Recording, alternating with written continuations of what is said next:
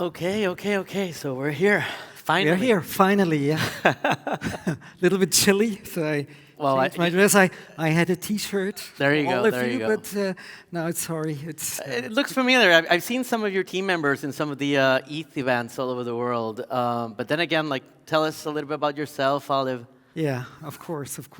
Yeah, first of all, thanks for having me here. It's a great pleasure to be here in Bangkok at that great venue. Very exciting. A lot of interesting speeches so far. Nice people, nice surrounding, nice food. Hope all of you are enjoying that. Yeah, my name is Oliver Nyderle in German pronunciation. It's hard for the others. I work at Deutsche Telekom, and I'm heading digital trust at Deutsche Telekom. And yeah, sometimes people ask me, what the hell is digital trust? So in that case, it's easy to explain. Digital trust, in my experience, means bringing trust to a digitized world. And in a digitized world, you need privacy, you need info security. And the Web3 somehow brings trust into this digitized world by, trust in assets, trust in networks, and trust in a new economy. Perfect. And I think it's important for people that might not be familiar with Deutsche Telekom, right? What is it that Deutsche Telekom brings to their customers, and how did they get into Web3? I think that's a good underline start to why you're here, right? Yeah. We had a long journey to Web3. It's kind of a grassroots opportunity that we had. So in 2016, we started with one people, Alex. He's still in the team, and he came to us and said, Web3, or they didn't call it Web3 at the time, but that's something quite interesting. So we thought, okay, might be.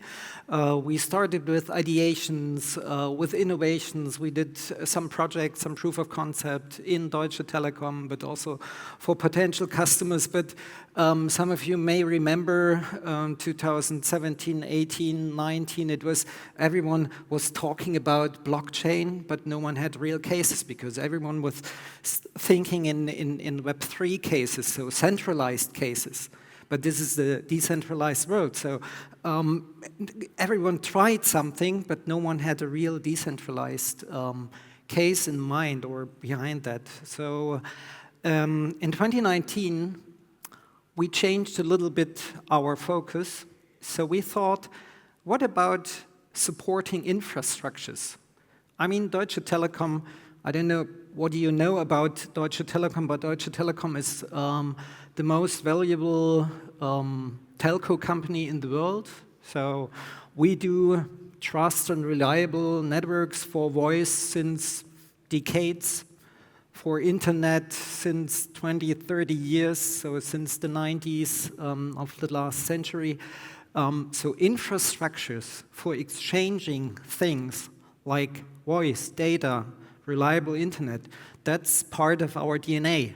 So it was somehow obvious to think also about bringing new stuff into that. So reliable networks for assets, for exchanging data in a decentralized manner. Yeah? And that was a starting point for us.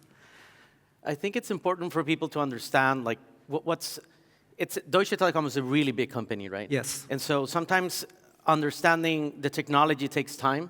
And how do you choose the technology? What made you choose the different protocols you're supporting? I think you're supporting more than 17 blockchain protocols right now. Yeah, right now more than 17 blockchain. We started 2020 with the Oracle, so that was quite easy. Chainlink, so we started with some Chainlink nodes, and then we went further on, Polkadot, Cello, also Ethereum, and got more and more. At the beginning, it was very hard and a hard journey to get How there. do you explain that to the C-level guys, right? Yeah, that was, it took us years to get on the C-level of Deutsche Telekom and to get some support. So as I mentioned, it was a grassroots, and for Deutsche Telekom, it's, yeah.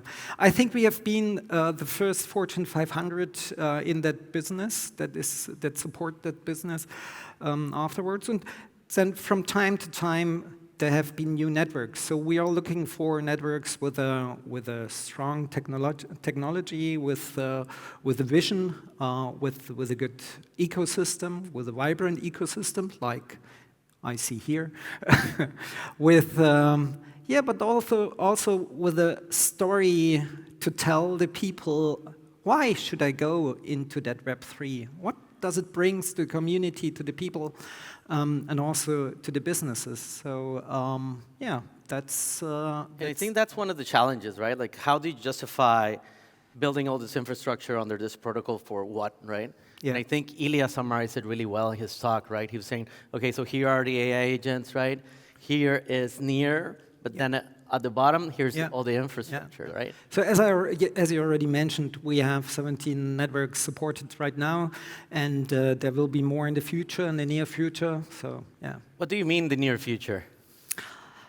Yeah, as I already mentioned, we support a lot of customers. So we have millions of customers that we support with phones, with connections, with the internet.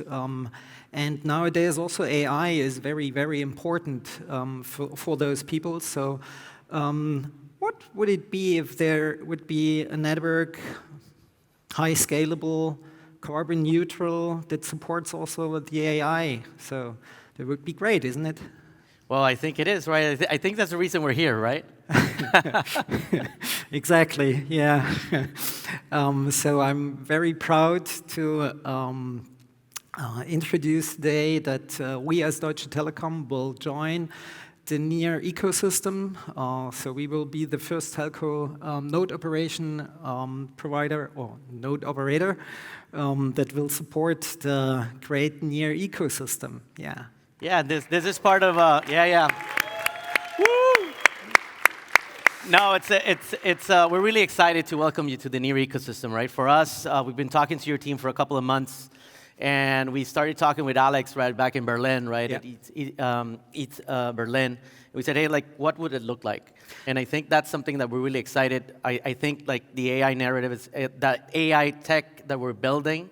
I think that's something that Deutsche Telekom and its customers can leverage. And that's something that we think about for the future. So we start as a node operator, and as I already mentioned, it's one of the networks, but the networks aren't just for being node operator for us. So we do indexing, we do staking, we have Bitcoin nodes, we have Lightning nodes running.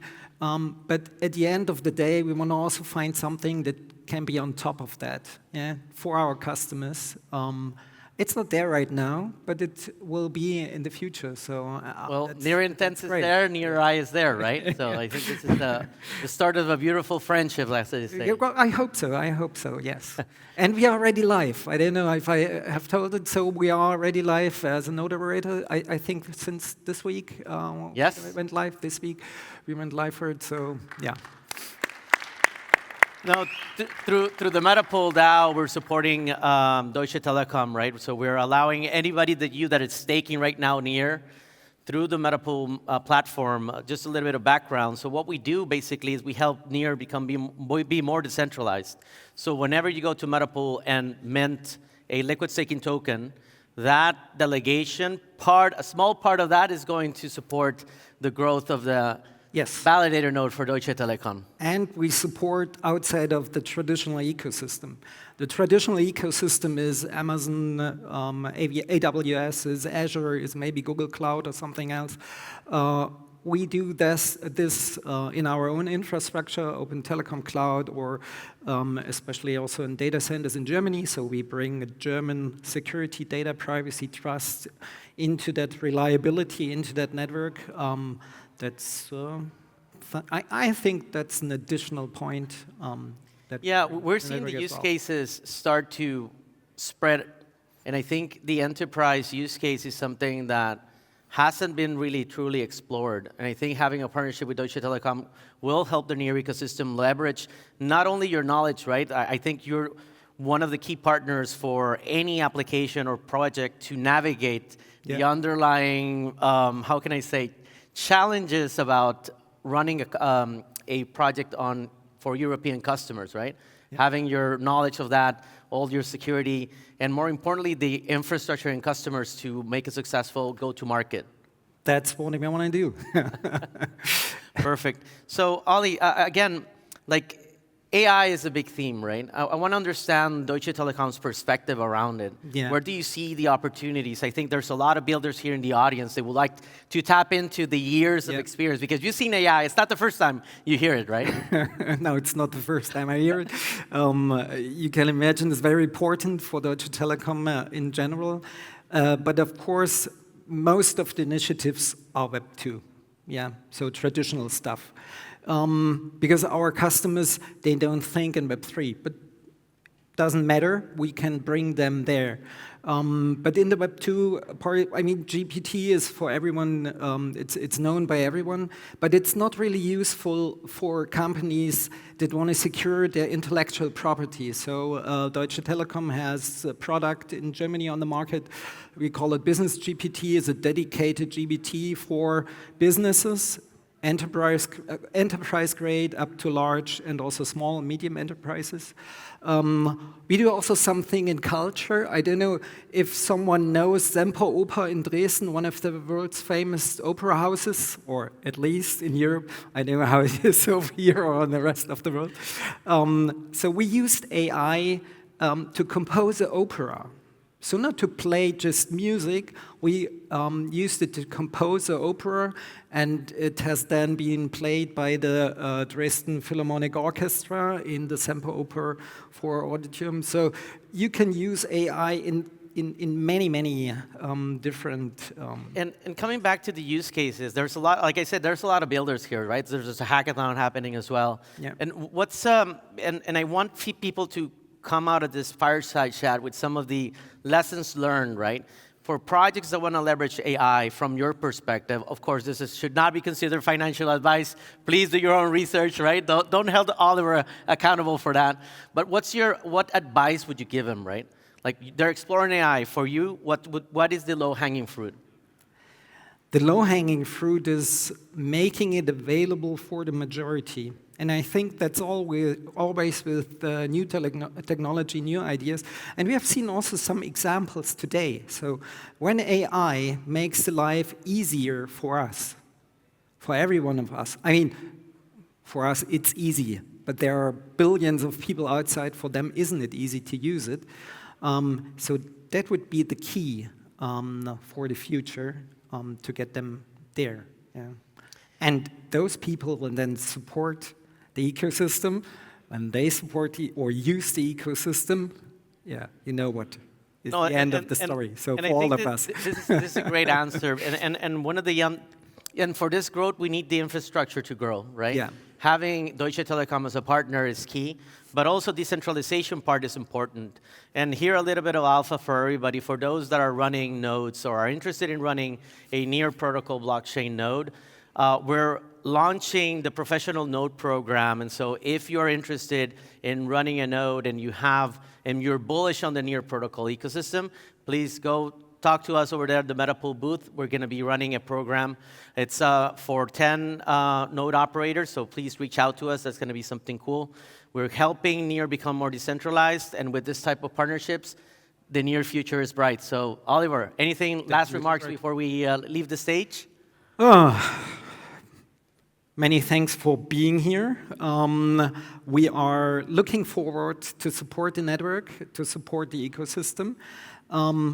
I like the work with you. I like, hopefully, the work with you in the audience in the future, maybe someone of you. And yeah, I'm here for the rest of the day and for tomorrow. So if someone wants to catch up, I'm very easy to find. I just press my magenta speakers. You're not going to be able to miss where you are. So the invitation is open from Oliver. If you're building, please reach out to Oliver. He's going to be here all day and tomorrow. So For the rest of the day, thank you very much, everybody, and have a great day in Bangkok.